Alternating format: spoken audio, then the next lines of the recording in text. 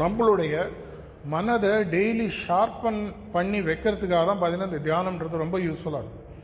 தியானத்தில் பல பெனிஃபிட்ஸ் இருந்தாலும் நார்மலாக பார்த்தீங்கன்னா இந்த தியானத்தில் கிடைக்கக்கூடிய ஒரு முக்கியமான ஒரு பெனிஃபிட் பார்த்தீங்கன்னா கான்ஷியஸ்னஸ் எக்ஸ்பான்ஷன் சொல்லுவாங்க.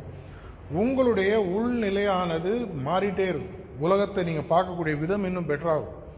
உலகத்தை பார்க்கும்போது மற்றவங்க பார்க்குற விதமும் ஒரு தியானம் செய்வர் பார்க்கும் விதமும் வேற மாதிரி இருக்கும். அவங்களுக்கு புரியக்கூடிய விஷயங்கள் ஒரு சிம்பிளான உதாரணம். நீங்கள் இப்போ இந்த கிரவுண்ட் ஃப்ளோரில் இருக்கீங்க, இந்த ரோட்டில் போகக்கூடிய கார் மட்டும் 2 வீலர் மட்டும் தான் உங்களுக்கு தெரியும். இதே ஒரு 10 மாடி உயரத்தில் போனீங்கன்னா அந்த ஊர் ஃபுல்லாக ஒரு 40 கிலோமீட்டர் தூரம் உங்களுக்கு நல்லா தெரியும். எப்படி நடந்தது? கிரவுண்ட் ஃப்ளோர்லேருந்து 10வது மாடிக்கு நான் போனேன். தியானம் செய்வதுன்றது கிட்டத்தட்ட பார்த்தீங்கன்னா உங்களுடைய உணரும் நிலையை ஒரு கிரவுண்ட் ஃப்ளோர் லெவல்லேருந்து 8வது மாடி 10வது மாடி 11வது மாடிக்கு தொடர்ச்சியாக பர்மனெண்ட்டாக போய் அங்கேயே வைக்க போகிறதில்ல, மெதுவாக மெதுவாக மெதுவாக. அப்போ என்ன ஆகுது? ஒரு வேலை நீங்கள் செய்யும்போது நீங்கள் முடிவெடுக்கும் விதம், வேலையை செய்யும் விதம், வேலையை கையாளும் விதம் எல்லாமே உங்களுடைய தன்மை மெதுவாக மாற ஆரம்பிக்கும். உங்கள் இருக்கிற அதே ஆள் தான், படித்த படிப்பு அதே தான்.